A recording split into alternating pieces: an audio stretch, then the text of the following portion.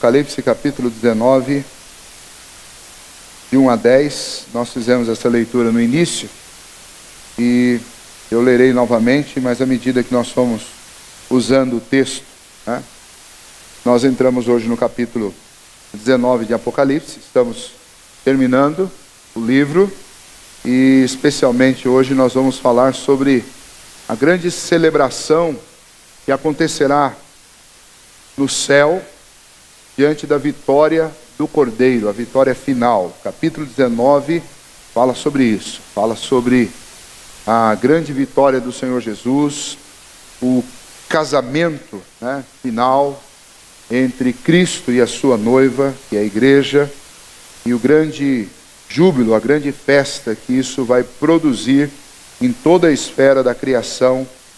E esta era uma grande mensagem de encorajamento para os cristãos do primeiro século. É com esse objetivo que Deus traz esta visão a João, e João relata isso para que servisse, tanto quanto serviu para ele, servisse de encorajamento para os cristãos que estavam enfrentando aquelas duras perseguições no primeiro século, e não só para eles, mas para todos nós que encaramos também estas perseguições hoje. Então, antes de estudarmos esse texto, vamos mais uma vez orar e pedir a direção do Senhor para as nossas vidas.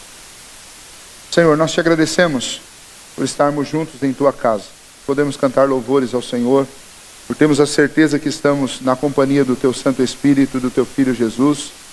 Que, ó Deus, enche o nosso coração, enche a nossa vida de alegria, de esperança, mesmo diante das lutas, sabendo, ó Deus, que fomos comprados com o sangue precioso do teu Filho Jesus, e que é Ele mesmo que nos prepara, ó Deus, para enfrentarmos os grandes desafios desta vida, inclusive nos encorajando com esta palavra a respeito da vitória final do Cordeiro de Deus sobre todos os inimigos da igreja de Cristo, da igreja do Cordeiro e também os inimigos do Senhor. Ajuda-nos, ó Deus, a compreender que esta esperança e esta certeza, ela sempre produziu, ela produz e ela sempre produzirá júbilo nos corações que assim creem, por terem, ó Deus, a segurança, a confiança de que essa história está nas mãos do Senhor, que o Senhor há de encerrá-la da maneira como o Senhor mesmo planejou, de tal maneira que a vontade do Senhor será feita e esta vontade é inescapável. Assim, ó Deus, que estas convicções possam trazer contentamento, ânimo e encorajamento para a nossa vida. Ajuda-nos, ó Deus, a compreender a tua palavra nesta hora, em nome de Jesus. Amém. Muito bem, capítulo 19, então, é o capítulo que conclui essa sequência do 17 até aqui. É uma sequência que mostra o grande drama das disciplinas que Deus enviou contra este mundo, por causa da sua rebelião contra Deus. Mostra a aparente vitória da Babilônia, que aqui para nós é usada como uma ilustração de todo o sistema rebelado contra Deus. E esses capítulos mostraram a ascensão da Babilônia, mas ao final do capítulo 18 mostra a ruína completa desse sistema, esse sistema rebelado contra Deus. A igreja sofre e vai sofrer até que estas palavras se concluam, né? Até que estas profecias se concluam. Mas o Senhor, ao mesmo tempo que Ele anuncia as dificuldades próprias para os cristãos que vivem neste mundo, onde a Babilônia reina aparentemente sobre as circunstâncias, esses cristãos também podem ter o seu coração refrigerado e ter o seu ânimo renovado pela certeza de que o mesmo Deus que fez com que todos esses acontecimentos do capítulo 17, do capítulo 18 se tornassem reais, é o Deus que garante a vitória final, que é apresentada aqui no capítulo 19. João tem uma visão agora não de sofrimento, João tem uma visão de alegria, uma alegria vinda diretamente do céu, uma alegria primeiramente provocada pela queda da Babilônia, pela queda do sistema rebelado contra Deus, mas uma alegria também que é fruto desta festa que acontece no céu, que é chamada de as bodas do Cordeiro, e já foi inclusive ilustrada lá nos evangelhos, quando o próprio Senhor Jesus propõe esta parábola fazendo uma referência escatológica àquilo que vai acontecer no fim, quando o Senhor resgatar a sua igreja, e então este será o encontro triunfal, o encontro final do noivo, que é Cristo, com a noiva, que é a igreja. Durante esse tempo que nós estamos vivendo, o noivo está se preparando e a igreja está sendo ataviada, está sendo preparada para este encontro retumbante do final na vitória de Cristo Jesus.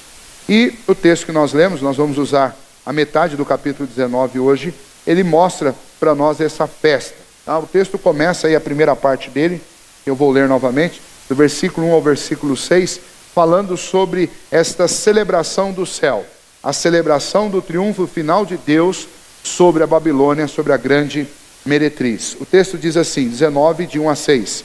Depois dessas coisas, ouvi no céu uma como grande voz de numerosa multidão, dizendo: Aleluia!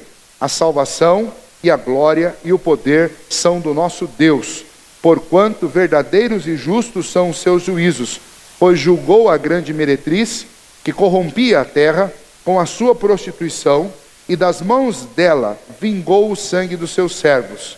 Segunda vez disseram: Aleluia! E a sua fumaça sobe pelos séculos dos séculos. Os 24 anciãos e os 4 seres viventes prostraram-se e adoraram a Deus, que se acha sentado no trono, dizendo: Amém, Aleluia. Saiu uma voz do trono exclamando: Dai louvores ao nosso Deus, todos os seus servos, os que o temeis, os pequenos e os grandes. Então ouviu uma como voz de numerosa multidão, como de muitas águas e como de fortes trovões, dizendo: Aleluia, pois reina o Senhor nosso Deus, o Todo-Poderoso. O texto fala sobre esta aparente liturgia que está acontecendo no céu. É uma liturgia de festa, é uma liturgia de alegria. Começa com essa expressão, aleluia. Eu já falei algumas vezes aqui na igreja sobre o significado desta palavra. Esta palavra significa literalmente, abre aspas, dê ao Senhor tudo que lhe é devido. Quando você encontra essa palavra na Bíblia, ela muito mais do que uma declaração de exaltação a Deus, ela é um imperativo. É um imperativo que é proclamado por esta grande multidão, dizendo: dê ao Senhor aquilo que lhe é devido. O que lhe é devido? E ele vai dizer, a salvação nós devemos ao Senhor, a glória nós devemos ao Senhor, o poder nós devemos ao Senhor. Tudo isso é do nosso Deus. Nós somos salvos por Ele, nós somos sustentados por Ele. Ele é o Deus glorioso, a Ele pertence a glória, a Ele pertence o poder. Tudo que somos e tudo que temos é do Senhor. Então quando um judeu, quando um hebreu dizia aleluia, ele estava dizendo isso: dê ao Senhor tudo que lhe é devido. E então o que está aparecendo nesta cena que João está pintando para nós é um momento de glorificação a Deus, um momento de celebração da vitória do nosso Deus, do triunfo final ao nosso Deus. A Babilônia, a grande meretriz, sempre se achou a toda poderosa. Os sistemas do mundo sempre se levantaram com sede de poder e demonstrando poder com truculência, inclusive contra o próprio povo de Deus, contra a Bíblia, contra os princípios da nossa fé. Mas lá nesse dia, o povo de Deus vai celebrar a uma só voz, gritando e dizendo: aleluia, significa todos vão ter que se dobrar e todos vão ter que dar a glória que é devida ao Senhor. Então esse momento é um momento de celebração. Estes versículos nos mostram isso. O versículo 2 mostra que a meretriz que corrompia a terra, a grande Babilônia, ela também matava os servos de Deus e agora ela está sendo julgada. A condenação eterna é a grande recompensa que a Babilônia e todos aqueles que integraram com ela, que deram as mãos, viveram nela, todos esses malfeitores vão experimentar esse julgamento justo de Deus, e este julgamento termina com uma condenação, premiando o mal com o castigo, porque o nosso Deus, ele é acima de tudo um Deus ético. Ele não deixa passar impune aqueles que praticam o mal. Deus não tem por inocente o que pratica o mal. E então todos esses, especialmente esses que praticam o mal contra a igreja do Senhor Jesus, contra os servos do Senhor, contra o próprio Deus, eles vão ser julgados e vão ser condenados. O versículo 2 diz: porquanto verdadeiros e justos são os seus juízos, pois julgou a grande meretriz que corrompia a terra com a sua prostituição, e das mãos dela vingou o sangue dos seus servos. Deus não é um juiz como muitos que nós ouvimos falar por aí, que se corrompem por dinheiro, que se corrompem por poder, que se corrompem por facilidades nesta vida. Deus não é assim. Então, este sistema que nós estudamos bastante, que envolve política, que envolve cultura, que envolve ciência, que envolve tecnologia, que envolve inclusive religiões, todo esse sistema rebelado, chamado aqui de Babilônia ou de grande meretriz, este sistema, por mais que sofra aqui, ainda terá um sofrimento muito maior, porque terá que encarar o juízo vindo de Deus. E isso por si só já é uma palavra de encorajamento, porque é difícil a gente se transportar para o contexto da época, mas eu queria que você tentasse fazer esse esforço. Os cristãos naquele primeiro século, eles estavam sendo assaltados em tudo. Por simplesmente expressar a fé em Cristo Jesus, tiravam dos cristãos no primeiro século, sua casa, seus negócios, seus familiares, deixavam eles na miséria, muitos morriam de fome. Quando não, eram expostos dentro de arenas para serem comidos por animais, queimados vivos. E então esse senso de injustiça era o que permeava o coração e a vida da igreja no primeiro século. A igreja no primeiro século é uma igreja perseguida. A igreja no primeiro século ela é caçada brutalmente, truculentamente pelo Império Romano, pelos judeus, aqueles que não tinham se convertido ao cristianismo. E o senso de injustiça e a sede de justiça era algo muito forte no coração deles. E principalmente porque os entes queridos iam morrendo e nada acontecia, a impressão que dava para aqueles que estavam vivos é que Deus não estava fazendo nada, e quem estava fazendo aquele monte de coisa errada estava ficando impune. Quando também alguém dos romanos, destes impérios, destes exércitos do Império Romano que atacavam o povo de Deus, quando alguém desse exército morria na opulência, o povo de Deus ficava pensando: mas espera aí, eles causaram tanto dano à igreja, eles nos perseguiram e eles morrem na opulência. Os grandes imperadores eram levados pela província ou levados lá na Itália, levados em Roma e recebidos os seus restos mortais em lugares suntuosos, revestidos de ouro. Entravam pela cidade num cortejo sobre pétalas de rosas. E imagine, para um cristão, você vê um negócio desse, fala assim: olha, até esse pessoal, até quando morre, eles são glorificados. Então o senso de injustiça era muito grande. Quando Deus revela essas coisas para João, e quando João escreve e ensina isso para a igreja, o que João está mostrando é que o nosso Deus, ele pode até não dar o devido castigo que essas pessoas merecem aqui, mas elas não vão escapar. É apenas uma questão de tempo, porque todas elas vão ter que comparecer diante do trono do Senhor. Nós estamos aqui no Brasil, num contexto completamente diferente, mas numa realidade em que muitas pessoas têm sofrido, têm perdido seus empregos, por causa da crise financeira que nós estamos passando. A crise que o nosso país está enfrentando por conta de todos esses abusos econômicos, abusos políticos que aconteceram nos últimos anos. A conta está sendo paga e é um preço altíssimo. E todos nós, em alguma medida, estamos pagando, mas alguns, numa situação um pouquinho de um pouco mais de vulnerabilidade, estão sofrendo muito. Famílias em que o marido e a esposa perderam o emprego. Gente que não está recebendo salário. Nós estamos ouvindo todos os dias os noticiários lá do Rio de Janeiro. Pense bem, se tem um dos serviços que são essenciais dentro de uma cidade, é o serviço de polícia. E está lá, famílias inteiras lá que dependem do salário de um único policial, que recebeu semana passada, 30 dias depois, a terceira parte do salário de setembro. Então, estas injustiças, enquanto isso você vê gente que roubou e rouba e recebendo um tratamento VIP. Enquanto você vê, como nós vimos hoje, um deputado sendo levado para a cadeia de jato, Se fosse um pé rapado que roubasse uma mercearia, ia para a cadeia de Camburão, enfiado lá dentro, né? Ah, não, mas nós estamos falando de um deputado, né? Um deputado desviou milhões, né? Mas até na hora de ser preso, vai preso na opulência, de terno e gravata, dentro de um jatinho, né? Vai ficar numa cela, provavelmente com ar-condicionado, com televisão, com geladeira, num lugar que o pobre do trabalhador passa a vida inteira e às vezes não tem nem para ele e para os filhos. Então isso gera, por motivos diferentes, em nós também injustiça, senso de que nós estamos sendo injustiçados de alguma maneira. Quando nós lemos textos assim, esses textos servem para mostrar esse sistema babilônico, esse sistema rebelado contra Deus.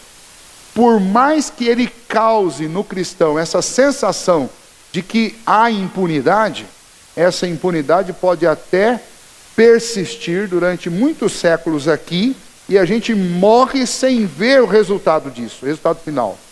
Mas Deus mostra para João que todo olho vai ver. Lá no final nós vamos celebrar a vitória do Cordeiro e nós vamos ver o Senhor julgando e dando o justo pagamento para todos esses que causaram dano à vida tanto do povo de Deus, no caso desses que sofrem perseguição religiosa, quanto de outros que sofrem problemas graves, que atravessam crises difíceis, terríveis, marés que nós chamamos de uma maré brava contra a vida, por causa de corrupção, por causa de algum tipo. E Deus não vai ter por inocente essas pessoas. O versículo 2 mostra isso claramente. Ainda, considerando este início aí, dos versículos 1 e 2, nós podemos dizer também que esses textos mostram a transitoriedade dos poderes desse mundo. Eles são transitórios. Infelizmente, quando alguém se perpetua durante muito tempo no poder, algum sistema, causa a impressão de que é impossível mudar isso. É impossível. Como é que você tira um governo de lá, um partido, ou no âmbito religioso, como é que você conserta um desvio teológico que parece que está aí há séculos, né? Como é que você resolve isso? Bom, esses dois versículos mostram que por mais que algo pareça inabalável, por mais que uma coisa pareça inatingível, somente Deus é inabalável, somente Deus é imutável, somente Deus é eterno. Os poderes desse mundo, eles são transitórios. De novo, a gente tem que voltar lá no contexto. O contexto daqueles irmãos lá do primeiro século é que eles estavam dominados por um império. Nunca antes houve um império do tamanho do Império Romano. E para quem está vivendo, sendo oprimido dentro desse império, a sensação é, isso nunca vai passar. E é interessante, porque quando nós lemos a história, especialmente a história da igreja, nós vamos descobrir que apesar desta igreja começar sendo caçada, perseguida, né, para o bem ou para o mal, no terceiro século, essa religião se tornou tão grande e tão forte em todo o mundo, a partir do Oriente, vindo para o Ocidente, que o Império Romano foi obrigado a reconhecer o cristianismo como a religião oficial do Império. Por quê? Porque em 300 anos, essa religião, em 250 anos, essa religião passou de ser uma minoria perseguida à grande maioria dos habitantes do Império. Então, a própria história já mostra que, por mais que demore muito tempo, nenhum poder é inabalável, exceto o poder do nosso Deus. Agora, se nós pensarmos em sistema rebelado, nós temos desde que o homem pecou, nós convivemos. Quando você lê Gênesis, como nós lemos aqui, a partir do capítulo 3, você já vai ver que há uma divisão dentro da própria casa, no capítulo 4, dentro da própria casa de Adão, e os opositores, os rebelados contra Deus, já começam a aparecer ali desde Gênesis 4. Então o sistema babilônico, o sistema de Babel, o sistema da rebeldia, ele sempre existiu, mas ele não vai existir para sempre. Ele sempre existiu, desde que o homem caiu, foi expulso do Éden. Mas, diferente do reino de Deus, que é eterno, esse sistema babilônico tem seus dias contados. Ele vai cair. A grande meretriz do sistema religioso, político, econômico, cultural, que se deixou dominar pela riqueza, pela brutalidade, pela sede de poder, pela ganância, pela luxúria, esse sistema, ele vai parar, ele vai acabar. Deus se encarrega de fazer isso. E esse texto mostra que os céus se regozijam, porque Deus, chegou finalmente o dia em que Deus vai julgar esse império falido, esse império rebelde contra Deus. Ao Senhor pertence a salvação e a glória e o poder. E ainda que o povo de Deus tenha sido subjugado por esses impérios, lá no fim, o Senhor vai levantar e vai exaltar este povo. E vai mostrar para este mundo que valeu a pena serem perseguidos por causa da justiça. Lembra quando Jesus fala das bem-aventuranças? Jesus disse: bem-aventurados aqueles que são perseguidos por causa da justiça. Bem-aventurados aqueles que são perseguidos por causa do nome de Jesus. Porque deles é o reino dos céus. Ou seja, o reino eterno pertence àqueles que foram assassinados pelos reinos transitórios deste mundo. Tá? Então é isso que estes versículos mostram, para encorajar e para animar o cristão em qualquer ambiente que ele esteja vivendo, para que ele não queira fazer justiça com as suas próprias mãos. Para que ele não deixe a amargura da injustiça e da impunidade tomar conta do coração dele, para que ele não se torne alguém amargurado também.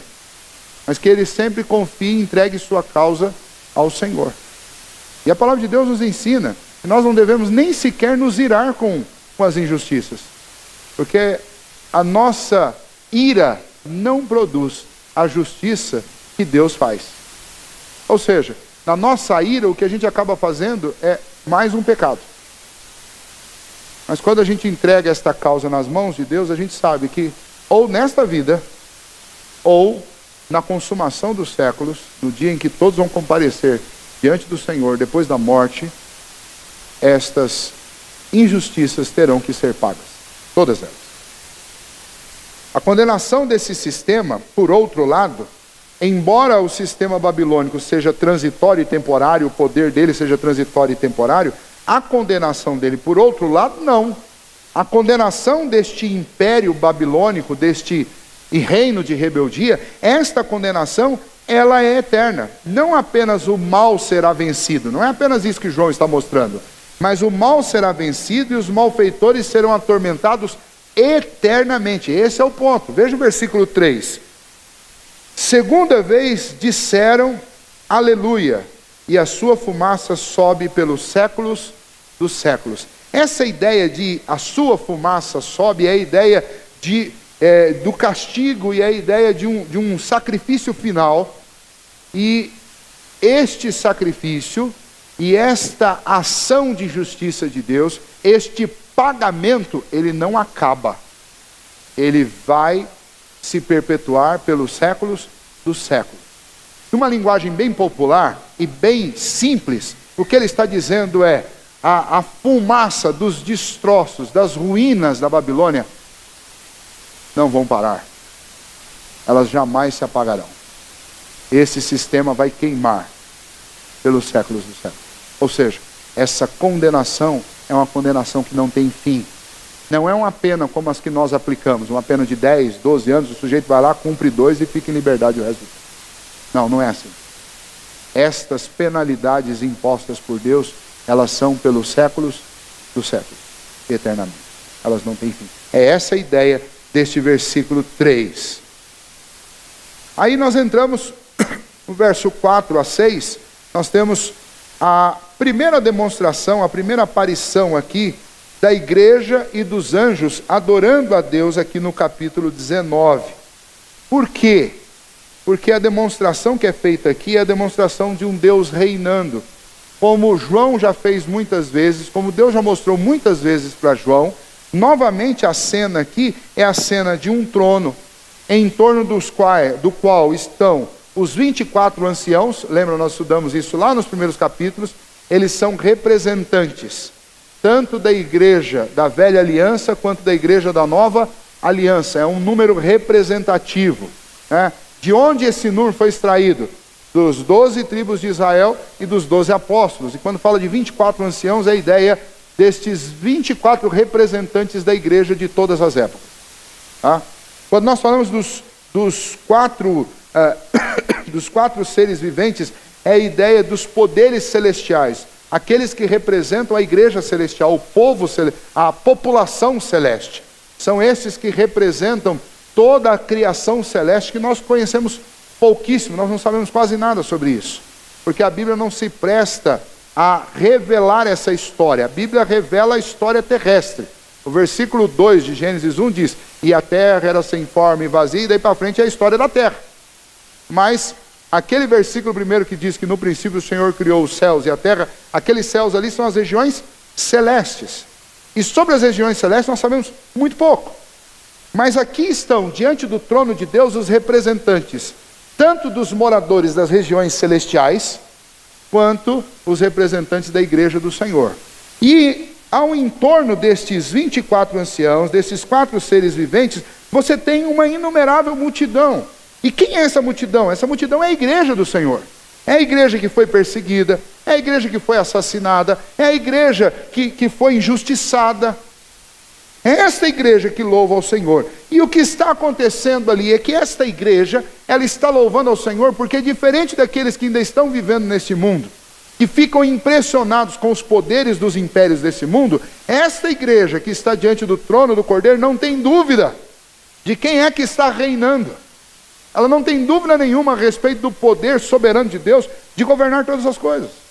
E é tão interessante isso porque nós vivemos num contexto, e acredito que o contexto da igreja pode ter sido melhor em alguma época, mas sempre nós tivemos esse problema. Nós vivemos num contexto de igreja que até mesmo cristãos duvidam desse governo de Deus. E aí volta e meia, algum cristão solta lá: onde está Deus quando essas coisas ruins estão acontecendo na terra? Ou fazendo uma leitura do passado: aonde estava Deus quando essas coisas ruins estavam acontecendo? Quando Hitler estava matando o judeu à torta e à direita. Onde estava Deus quando Bin Laden estava planejando explodir as torres gêmeas? Onde estava Deus quando os sírios começaram a caçar cristãos? Aonde o Senhor está nesse momento em que milhões de refugiados buscam abrigo em países da Europa? E infelizmente tem muitos cristãos que têm esse discurso. E o que está por trás desse discurso? O que está por trás desse discurso é uma tentativa de desconstruir o governo soberano de Deus. Por 2 motivos. Ou porque o sujeito acha que precisa limpar a barra de Deus, porque se existe mal no mundo e Deus é soberano, então alguma coisa este Deus tem a ver com este mal. E aí, com medo de desconstruir a ideia de Deus, você fala: não, então Deus não está presente aqui nesse momento em que o mal parece ter prosperado. Deus estava fazendo alguma outra coisa longe lá e por isso essas coisas aconteceram. Ou o outro motivo é que o sujeito não acredita no governo soberano de Deus, então ele não tem problema nenhum em dizer que algumas coisas fogem ao controle de Deus. Em ambos os casos há um erro terrível e um erro doutrinário terrível. A Bíblia diz que todas as coisas, absolutamente todas, estão debaixo do governo de Deus. Não só as criaturas, mas inclusive as ações das criaturas. Tudo isso está debaixo do governo de Deus. Tudo isso está debaixo do controle de Deus. Absolutamente debaixo do controle de Deus. Nabucodonosor, e Daniel registra isso no capítulo 4 da profecia de Daniel. Nabucodonosor, depois de entender isso, ele demorou muito para entender isso, ele era um imperador. E os imperadores, eles não apenas têm síndrome de poder, eles têm poder mesmo, eles tinham poder, eles mandavam e as pessoas obedeciam. E então para o imperador era muito difícil se humilhar diante de um Deus. E Deus foi mandando avisos para Nabucodonosor, inclusive através de Daniel, através de sonhos, através de interpretações. E Nabucodonosor não se humilhava. Até então, um dia o Senhor decidiu tirar dele a sua glória, o seu poder e transformá-lo num animal. Ele passou a se comportar como um animal. Mas, pela conclusão que ele chega lá no final, ele não perdeu a consciência dele. Ele entendeu que ele foi castigado para que ele acreditasse que acima dele tinha alguém mais poderoso, que é Deus. E quando ele volta, quando Deus restabelece a glória dele, a majestade dele, a consciência dele, e ele para de viver como animal, ele vai e faz uma declaração belíssima. E diz: Deus reputa os moradores da terra como nada. E ele dispõe os exércitos dos céus e os exércitos da terra como lhe apraz. E não há quem possa lhe dizer: que fazes? Ou seja, O grande imperador Nabucodonosor sabia mais sobre a teologia, a doutrina da soberania de Deus, que muito crente que tem carteirinha de cristão porque nasceu na igreja, mas ainda duvida que Deus está governando tudo. Como é que tem o mal parece se perpetuar no mundo? Olha, ele está cumprindo um objetivo de Deus. Por algum motivo Deus estabeleceu que as coisas acontecessem assim. E o sujeito que pratica o mal, ele pratica com senso de autonomia. Ele não pratica porque ele se sente obrigado por Deus. Ele faz porque ele se sente livre para fazer. Mas, em usando a sua liberdade para fazer o que ele quer, ele não faz nada mais, nada menos do que aquilo que Deus escreveu que deveria acontecer. Para lá no fim, isso tudo redundar na glória de Deus. É isso que a Bíblia diz. Mas as pessoas não vão entender. Eu não consigo entender como é. Não, é claro que não vai. Nós estamos tentando entender a mente de um Deus eterno, infinito. E nós somos temporais e finitos. Não tem condição de compreender. Mas a Bíblia diz que as coisas reveladas pertencem a nós e aos nossos filhos e as encobertas a Deus. Deus revelou que Ele reina, que Ele governa, que Ele dirige e que Ele dispõe todas as coisas segundo a sua vontade. Deus revelou isso.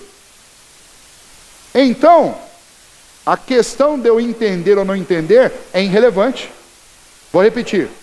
Então a questão de eu entender ou não entender como isso funciona é irrelevante.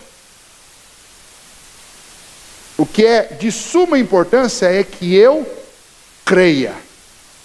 Porque essas coisas foram reveladas para mim e para os meus filhos. E é para que eu creia. Entender já são outros 500. Embora Deus revelou de uma maneira tão extraordinária que é possível que o cristão tenha assim uma compreensão até um certo grau. Mas chega num limite que nós não temos como ir para frente, porque nós somos finitos e limitados. E é óbvio que nós não vamos entender completamente um Deus infinito e ilimitado. A própria Bíblia diz que Deus ele usa linguagem infantil para falar com a gente, senão a gente não entender. Então essas coisas complexas das Escrituras, para Deus é uma linguagem infantil. Para falar com a gente, senão a gente não entende. Agora, quando nós pegamos um texto desse, não resta dúvida, é isso que João quer fazer. João quer que aquela igreja, que os seus contemporâneos, e ele está obviamente sendo inspirado pelo Espírito Santo de Deus, recebendo essas revelações, montando esses quadros para nós, a intenção dele é fazer com que aquela igreja não tenha dúvida de que Deus está sentado sobre o trono do universo e ele governa. Se Roma está agredindo os cristãos, não é sem motivo. Mas essas coisas todas cooperam para o crescimento da igreja. Essas coisas todas, em algum momento, vão cooperar para a glória de Deus. Não precisa ter medo disso. Não precisa ter medo de achar que Deus é um vilão, porque Deus não é. Ele diz que não é. A Bíblia diz que Ele é bom o tempo todo. Então, de alguma maneira, o mal que está presente no mundo vai redundar na glória de Deus e no bem daqueles que amam a Deus, daqueles que foram chamados pelo Senhor. Então, não tenha medo. O texto de João e esse retrato que ele conta do trono de Deus é exatamente para gerar em nós esta tranquilidade de saber que não há injustiça que ficará impune. Que Deus está governando absolutamente tudo.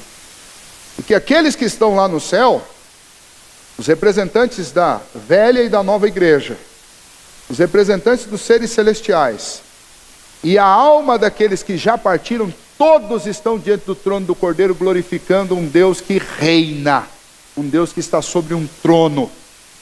Ele não é um Deus que está tentando controlar algo que está fora do seu controle. Não, Ele é um Deus que reina absoluto sobre tudo que existe e que acontece. A igreja e os anjos adoram a Deus porque Ele reina. É o que nós deveríamos fazer. E é para isso que João está mostrando esse texto. Enquanto nós perdemos tempo querendo entender por que o mal está no mundo, nós deveríamos em contrapartida, usar todo esse tempo para glorificar a Deus. Glorificar a Deus e adorar a Deus, sabendo que Deus reina. Deus reina. Por que nós estamos aqui nessa noite? Nós estamos aqui principalmente para glorificar a Deus, porque Ele reina. E depois para ouvir o que Ele tem para falar conosco. Mas o motivo principal é para glorificá-lo, porque Ele reina. Ah, mas eu estou com um monte de problemas. Mas você não está cheio de problemas na sua vida? Estou cheio de problemas na minha vida. Mas eu quero glorificar a Deus, porque Deus reina. Ele reina sobre os meus problemas. Se eu tenho esses problemas, se eu estou passando por esses problemas, eu não estou passando por um acaso. Eu estou passando por esses problemas porque Deus reina. Eu estou sendo perseguido, não estou sendo perseguido por um acaso. Eu estou sendo perseguido porque Deus reina. Se eu estou sendo afligido, não estou sendo afligido por um acaso. Eu estou sendo afligido porque Deus reina. É isso que João quer que aquela igreja sinta. Para que aquela igreja não perca de vista que o papel dela é glorificar a Deus. Em muitas épocas a igreja perdeu de vista qual que é a sua função. A nossa primeira função é glorificar a Deus. Quando nós glorificamos a Deus, nós automaticamente evangelizamos, damos bom testemunho, cumprimos nossa obrigação de cristão. Agora, quando nós não temos disposição de glorificar a Deus, é difícil evangelizar, é difícil dar testemunho, é difícil cumprir nossa obrigação de crente. E o que João está mostrando, veja, João aqui não é Jonathan Edwards falando sobre a glória de Deus, nem o John Piper falando sobre a glória de Deus. É João mostrando uma visão do céu dada por Deus, e nesta visão, o centro é o quê? É o trono de Deus e a adoração de todos os seres, aquele que está sentado sobre o trono e reina. Esta é a visão. É isso que João quer mostrar. No final de Apocalipse, enquanto o mundo está em colapso, todas as coisas estão se desconstruindo, caindo, o povo de Deus está diante do trono de Deus fazendo o quê? Adorando a Deus, porque Ele reina.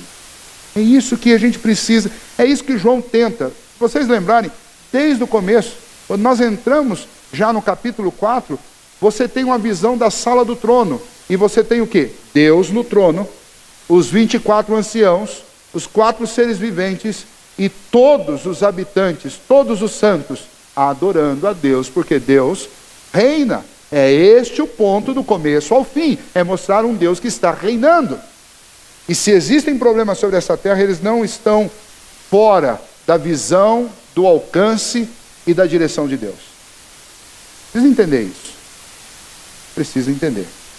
O livro de Apocalipse é o livro, pode ser chamado de o livro dos tronos. Deus é demonstrado no livro como sentado no trono maior. E ao longo de todo o livro, ele vai conquistando todos os tronos. Todos os tronos deste mundo. Por isso, alguns dizem que Apocalipse é o livro dos tronos. Todos os tronos vão cair diante do trono de Deus. Isso é muito bonito. Porque não importa o quanto muita gente tema e acredite que é impossível tirar o poder daqueles que estão sentados nos tronos deste mundo. Para Deus, eles são insignificantes. Quando nós tivemos naquela excursão, naquela viagem lá na Coreia, a gente viu em muitas ocasiões a igreja coreana, a dedicação dela em orar para que Deus liberte a Coreia do Norte do sistema comunista e da opressão que vem do trono, porque aquilo é um trono, né? do Kim.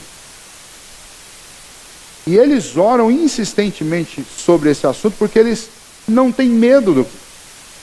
E aliás, entre eles lá existe uma estatística do trabalho que eles fazem, de trabalho missionário na Coreia do Norte.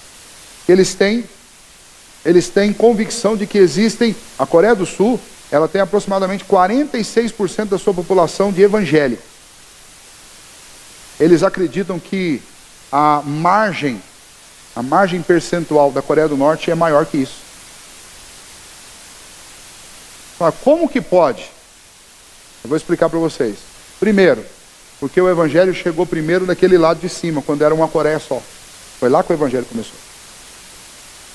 Quando as Coreias foram divididas, existia mais cristão do lado do norte do que do lado do sul. E embora as informações sejam extremamente fechadas, na Coreia do Norte existe uma perseguição, talvez a pior do mundo hoje, contra os cristãos, acontecem lá. Olha, primeiro lugar. Agora, por que uma restrição tão grande se existisse apenas um número mínimo de cristãos lá? A restrição é grande porque o número de cristãos lá é muito grande. É muito grande. E esses cristãos estão lá, e os cristãos que estão na Coreia do Sul oram, porque eles têm a mais absoluta convicção de que aquele trono lá, para Deus não é um trono difícil de ser derrubado. É apenas uma questão do tempo de Deus. Não é uma questão de falta de poder. É apenas uma questão do tempo de Deus. Porque na hora que Deus quiser, Ele tira o Kim de lá. Como o Alexandre, o grande imperador grego, morreu com uma picada num pernilongo. Alexandre morreu com uma febre transmitida por um pernilongo. Deus destrona quem Ele quer, na hora que Ele quer.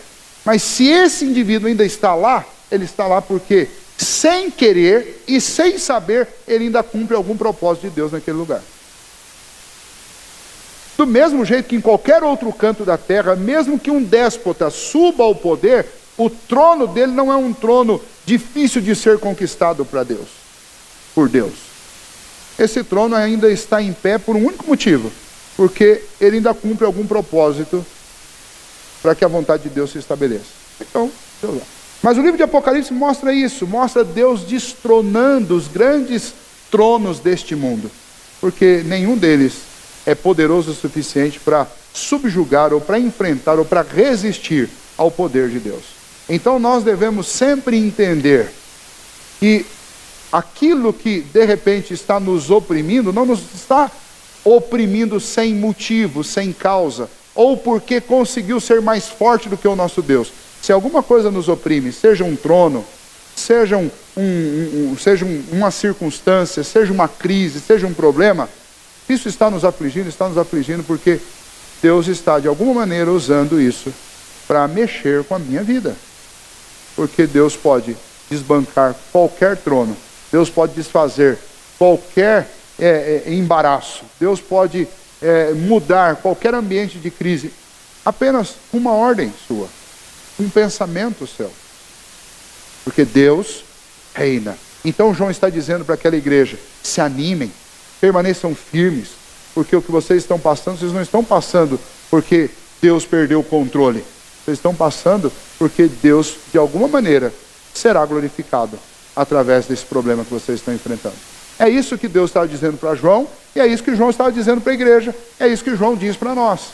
E é isso que eu devo trazer para o meu coração, para que eu atravesse as dificuldades, as lutas da vida, sem perder de vista que Deus reina. Vejam só, o versículo 5 diz: saiu uma voz do trono exclamando: dai louvores ao nosso Deus, todos os seus servos, os que o temeis, os pequenos e os grandes.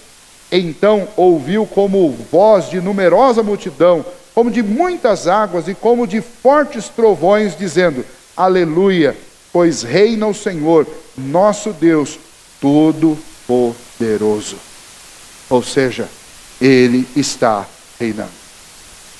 Eu nem vou conseguir entrar dos 6 ao 10, porque já estourou meu horário.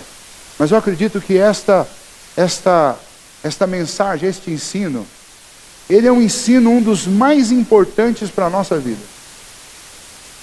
Porque ele é um ensino prático da doutrina da soberania de Deus. O ensino prático é a conclusão de que eu devo adorar e agradecer a Deus todos os dias, porque Ele que realmente está reinando. Ele que reina. Se pessoas te agridem, quando você estiver sendo agredido, lembre que Deus reina. Se Deus pegou um indivíduo lá, e aí Ele vai escolher o pior deles para vir te agredir, lembra, Deus de alguma maneira quer que eu me humilhe. Por isso Ele permite que eu seja agredido. Se eu estou passando necessidade, Deus reina. Então essa necessidade é para que eu aprenda a depender mais de Deus do que de mim mesmo, do que dos outros. Estou passando por um problema de relacionamento. Por que eu estou passando por esse problema, já que Deus reina? Porque Deus quer me ensinar a me relacionar da maneira como o filho dele se relaciona. Com amor, amor sacrificial. Talvez Deus queira me corrigir na minha falta de amor. Ou seja, em qualquer circunstância, todos nós somos convidados a fazer uma leitura de servo, uma leitura de filho do que Deus está fazendo. Uma leitura que começa com essa frase: Deus reina. E a partir do trono de Deus eu vou interpretar o que está acontecendo com a minha vida. Quando a gente faz uma interpretação por outro viés, a gente vai inevitavelmente chegar num trono. Porque em algum momento nós vamos encontrar uma justificativa, um causador para os nossos problemas. Esse causador pode ser você mesmo, né? Aí você cai na veia do humanismo. Esse causador pode ser uma outra pessoa, aí você cai na veia da idolatria. Não, imagina, não estou idolatrando, pastor, eu estou detestando. Não, mas é que você está acreditando que essa pessoa tem poder para te causar algum dano. E então você está dando poderes divinos a alguém que é humano. Então você está cometendo idolatria invertida. Não por gostar, mas por sentir medo. Então, o caminho para a desconstrução doutrinária, ele é muito sutil. Pelo simples fato de eu acreditar que o causador de uma dificuldade para a minha vida é tão somente uma pessoa, um ser humano, eu estou dando a essa pessoa poderes divinos. Mas quando eu começo, Deus reina, fulano está me agredindo, mas é digno de pena. Porque ele está fazendo pela própria vontade má dele, sem motivo, sem causa. E coitado, está iludido, enganado, e vai ter que pagar pelo que está fazendo. Agora, eu não vou ficar com raiva dele, porque ele não passa de um instrumento nas mãos de Deus, porque Deus reina. Mas Deus também é bom. Então, se Deus está usando ele para fazer isso comigo, não é para o meu mal, é para o meu bem. Então, bom, por que Deus ia querer então que alguém me agredisse? Será que é porque talvez eu estou orgulhoso demais? Será que é porque talvez eu não estou enxergando a circunstância como eu deveria enxergar? Será que não é para que eu seja um pouquinho mais pacífico? Será que Deus não quer me tornar uma pessoa mais longânima, mais paciente? Eu tenho que começar a fazer essas perguntas. Porque eu tenho que interpretar a vida a partir do trono de Deus. Deus reina. E tudo que está acontecendo aqui é desdobramento do reinado de Deus. Então, é por isso que Paulo e os outros apóstolos ensinavam insistentemente que nós devemos dar graças por tudo. Porque tudo tem um início no trono de Deus. Até as coisas mais difíceis que nós enfrentamos começa por uma deliberação de Deus. Lembra da história de Jó? Aonde começou a dificuldade de Jó? Começou no momento em que Deus disse para Satanás: vai lá, você está achando que ele me glorifica porque eu dei uma vida boa, dei muitos filhos, dei muita riqueza para ele? Então vai lá, pode ir lá e pode tirar tudo. Ou seja, Satanás era apenas um servo cumprindo uma ordem. Algo que ele fez com alegria, né? Ele sentiu prazer em fazer o mal. Mas ele fez porque Deus o mandou fazer. Senão ele não teria autoridade para tocar no Filho de Deus. Porque Satanás não está numa guerra em pé de igualdade com Deus. Satanás é um servo rebelde. E mesmo na sua rebeldia, lembra, Deus reina. Na sua rebeldia ele não faz nada mais, nada menos do que o que Deus quer que ele faça dentro da história. Para que a história de Deus se conclua. Então, a história de Jó é um exemplo disso. E nós aprendemos com Jó, que Jó foi, ao longo daquela história, ele foi aprendendo a lidar com a situação.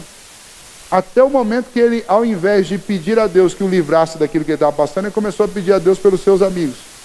E é interessante que o texto diz, quando Jó começou a pedir e orava pelos seus amigos, Deus mudou a sorte dele. Ou seja, o que está mostrando? Jó, chegou um momento que Jó superou. Jó não ficou com raiva de Deus, não ficou com raiva dos amigos, não quis a morte mais. Num primeiro momento ele teve todas as dificuldades que qualquer um de nós teria no lugar dele. Mas ele foi entendendo, e ele foi conversando com Deus, e ele foi vendo, Deus foi mostrando o quanto Deus é majestoso. Deus começou a perguntar para Jó: Jó, você está bravo? Aonde você estava quando eu criei esse mundo todo? E aí Deus começou a fazer um monte, até me arrepio quando eu cito isso, Deus começou a fazer um monte de perguntas para Jó.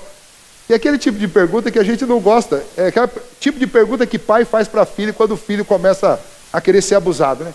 Onde você pensa que você estava, moleque? Antes de você nascer, eu já estava trabalhando há muitos anos. Não é assim que a gente faz com os filhos da gente? E Deus fez a mesma coisa com o Jó. Falou: Jó, você está pensando que você é o quê? Aonde você estava quando eu lancei os fundamentos da terra? Aonde você estava quando eu amarrei as estrelas no lugar onde elas estão? Aonde você estava? E aí, com essas perguntas, Deus foi fazendo o Jó se enxergar. Foi fazendo o Jó entender quem estava no comando. Né? E quando o Jó entendeu, o Jó tirou o olho do sofrimento dele, né? Entendeu que aquilo ali era alguma coisa que vinha de Deus, e Deus tinha um propósito aqui, e ele começou a orar pelos seus amigos. Aí Deus restaurou a sorte dele. E daí lá no capítulo 42 ele diz, olha a declaração dele no final: bem sei que tudo podes, meu amado, e que nenhum dos teus planos pode ser frustrado. Antes eu te conhecia de ouvir falar, mas agora os meus olhos te veem. Sabe o que Jó via?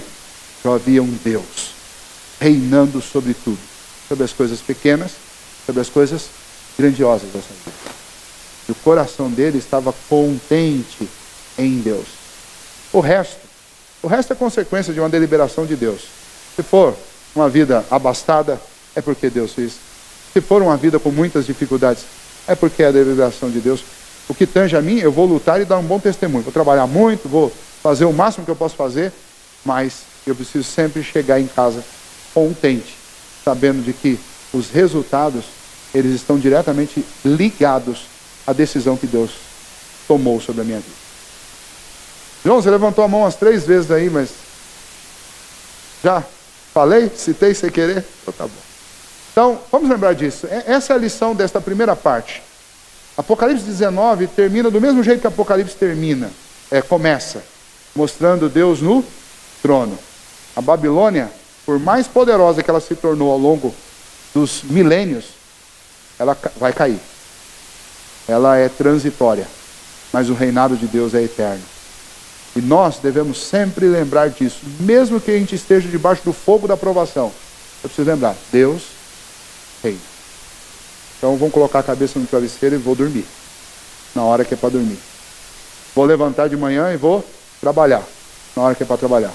Porque Deus reina. E aquilo que nós fazemos porque Ele nos permite fazer. Aquilo que eu não faço porque Deus não me permite fazer. Porque Ele reina. Vamos ficar em pé, vamos orar. Senhor, muito obrigado pela Tua palavra, Deus, que nos mostra algo que, quando nós conversamos, parece tão elementar, mas quando nós passamos a aplicar isso à nossa vida, é tão forte, tão impactante. Saber que o Senhor reina. E muitas vezes nós esquecemos disso, porque enxergamos os problemas numa magnitude tão grande, os inimigos do Senhor num poder tão grande, que nós ficamos abalados e muitas vezes perdemos o ânimo, perdemos a alegria, nos sentimos desencorajados. Mas, ó Deus, a Tua palavra nos anima, nos encoraja, nos faz levantar os olhos e lembrar que o Senhor está sentado sobre o supremo e todo-poderoso trono do universo. E do Senhor vem todo o poder, toda a honra, toda a glória. E ao Senhor nós devemos todo o louvor, porque tudo que existe, tudo que acontece é consequência, ó Deus, do Teu reinado. E nós sabemos, ó Deus, que ainda que as coisas sejam incompreensíveis aos olhos humanos, aos nossos olhos hoje, para o Senhor faz todo sentido. Toda essa história, ela é completa, ela é uma história perfeita, ela é uma história que vai redundar na glória do Senhor por toda a eternidade. Não cabe a nós, ó Deus, julgarmos, nem darmos opinião, nem dizermos o que o Senhor está fazendo. Mas a Tua palavra nos garante que o que o Senhor está fazendo é bom demais, é perfeito demais, é mais do que a nossa mente pode compreender. Então, ó Deus, a nossa oração é que o Senhor nos ajude para que em cada momento da nossa vida nós nos lembremos de agradecer ao Senhor por tudo, porque tudo que acontece conosco, sejam as coisas que nós gostamos, que nos fazem sorrir, sejam aquelas duras, ó Deus, que nos causam dor e nos fazem chorar, todas elas, ó Deus, vêm de uma deliberação do trono do Senhor. Ajuda-nos a receber isso como o apóstolo Paulo recebia, entendendo que todas as coisas cooperam para o bem daqueles que amam a Deus, para nos tornar a imagem do seu Filho, a imagem de Jesus Cristo, nosso Salvador. E por isso, ó Deus, e para isso o Senhor usa todo tipo de ferramenta que o Senhor tem à sua disposição.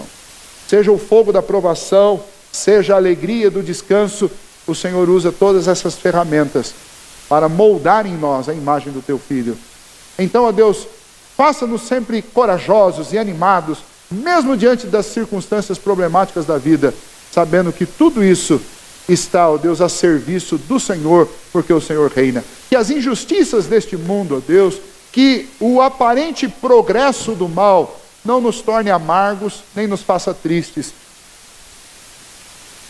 mas apenas, ó Deus, nos ajude a olhar para tudo isso sob a perspectiva do reinado do Senhor. E essas coisas todas que acontecem aqui, elas acontecem porque elas têm um propósito específico.